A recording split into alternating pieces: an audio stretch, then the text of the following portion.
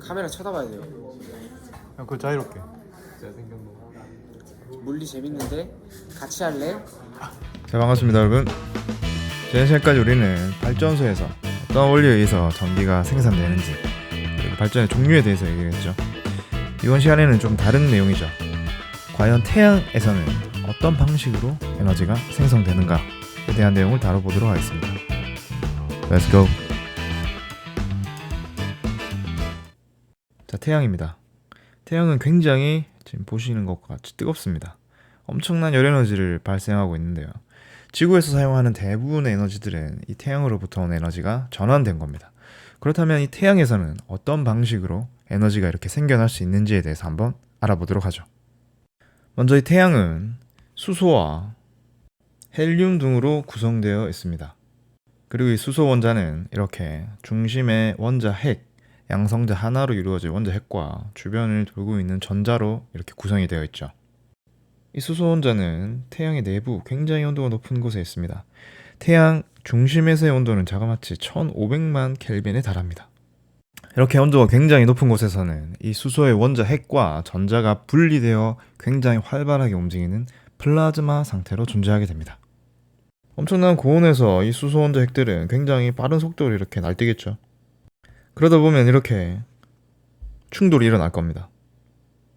이러한 강한 충돌에 의해 수소 원자 핵은 합쳐지게 되고요. 우리가 이 과정을 핵융합이라고 부릅니다.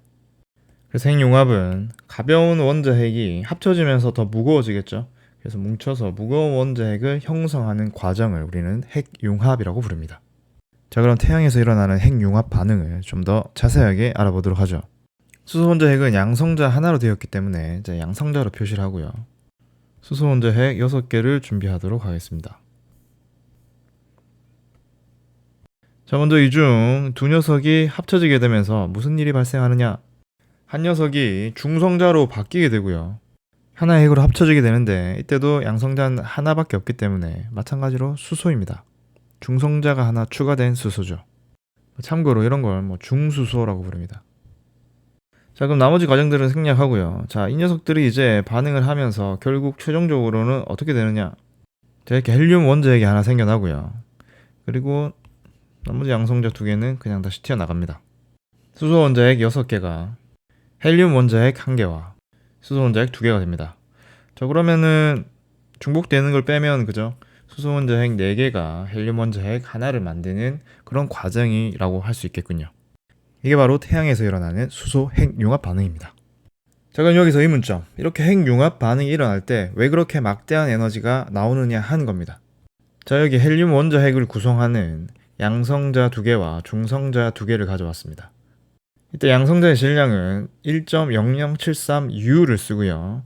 이 U는 이렇게 굉장히 작은 입자들의 질량을 나타낼 때 쓰는 단위입니다. 우리가 사용하는 킬로그램으로 환산을 하면요. 1.66 곱하기 10의 마이너스 27승 킬로그램입니다. 그래서 이 값이 곱해지는 거죠. 그래서 굉장히 작은 단위라고 생각하시면 됩니다. 중성자의 질량은 미세하게 큰데요. 1.0087U가 됩니다. 자, 그러면 양성자 2개와 중성자 2개이기 때문에 이렇게 한 게 이 녀석들 전체 질량이 되겠죠. 자, 이걸 계산기로 계산해보면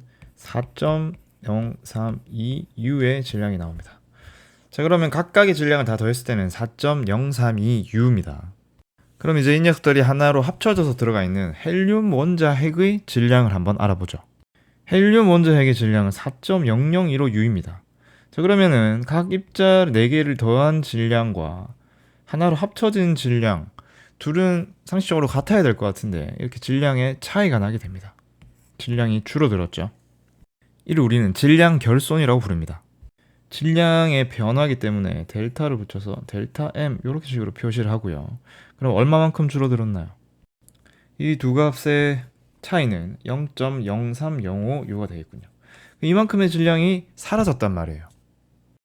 아니, 입자들은 양성자 2개, 중성자 2개, 구성하는 입자들은 같은데 어떻게 이렇게 질량의 차이가 나는 걸까? 그리고 왜 차이가 나는 걸까? 자, 이를 설명하기 위해서 아인슈타인이 나타납니다. 아인슈타인은 우리가 알고 있는 이 질량이라는 것과 그리고 에너지라는 것은 서로 동등하다, 즉 전환이 가능하다라고 이야기를 합니다. 그렇기 때문에 이 양성자 두 개와 중성자 두 개가 헬륨 원자 핵으로 합쳐지면서 줄어든 만큼의 질량이 에너지로 전환되어 밖으로 발생된다는 거죠. 이를 질량 에너지 등가 원리라고도 이야기를 합니다. 아인슈타인은 더 나아가서 이 질량이 얼마만큼의 에너지로 바뀔 수 있느냐까지 제안합니다. 그게 우리가 알고 있는 E는 mc의 제곱이라는 식이죠. 여기서 말하는 건 E는 에너지를 의미하고요. m은 질량, 그리고 이 C는 빛의 속도를 이야기를 합니다. 즉, 이 관계에 의해서 질량이 에너지로 전환이 되기 때문에 만약 질량 결손이 델타 M만큼 있었다면 여기에 광속의 제곱을 곱하면 이때 발생하는 에너지를 구할 수가 있다는 것이죠. 엄청나게 많은 수소 원자 핵들이 핵융합을 하고요. 이 에너지는 우주로 퍼져나갑니다. 그 중에서 극히 일부가 우리 지구에 도달하게 되고 이 에너지로 우리 지구는 생명을 유지해 나가게 되죠. 이렇게 태양 에너지가 지구에 도달하는데 적도지방에는 이렇게 내리꽂듯이 수직으로 들어가고요. 극지방에는 비스듬하게 들어갑니다. 그럼 여기 극지방에 도달하는 에너지가 작겠죠. 이러한 에너지의 불균형은 대기나 해수의 순환으로 밸런스를 맞춰주게 됩니다. 그리고 놀랍게도 대기와 해수의 순환 자체도 이 태양 에너지에 의해서 발생하는 것이죠. 이 태양에서 만들어진 에너지가 열 에너지로 바뀌게 되고 이에 의해서 대기나 해수, 물의 증발이 일어나서 높은 곳에 있는 포텐셜 에너지로 전환이 되거나 공기가 이제 위로 올라가면 그 자리를 채우기 위해서 바람이 불겠죠. 그래서 기체의 운동 에너지로 전환되기도 합니다. 자, 그리고 또 하나, 탄소가 순환되는 과정에서도 태양 에너지가 역할을 합니다. 이산화탄소, 대기 중에 있는 이 이산화탄소에 탄소가 들어가 있죠. 자, 이 녀석이 광합성에 의해 포도당으로 전환이 됩니다. 이 과정에서 필요한 게 뭐죠? 태양, 빛 에너지를 이용을 하죠. 그래서 이 광합성 현상에서는 태양의 빛 에너지가 식물의 화학 에너지로 전환이 된다라는 걸 알 수 있겠군요. 이 영양소를 활용해서 우리는 여러 가지 활동을 하게 되는 거죠. 이 생명체에 죽어서 유해가 오랫동안 열과 압력을 받아 석탄이 되고요. 석탄, 석유 같은 화석연료가 되고 이 화석연료를 사용하면서 또 이산화탄소가 발생하게 되죠. 그럼 이 녀석이 다시 또 광합성에 활용이 되면서 계속 순환하게 되고 이러한 탄소 순환 과정에서 이 태양 에너지를 우리 생물체가 사용할 수 있는 그런 에너지들로 전환이 되게 되는 겁니다. 이처럼 태양 에너지는 우리 지구의 생명을 유지하는 데 굉장히 중요한 에너지고요. 이 태양 에너지의 근본은 뭐였다? 핵융합 반응이었다 라는 거 기억해 주시면서 오늘 여기까지 하도록 하겠습니다. 수고했습니다.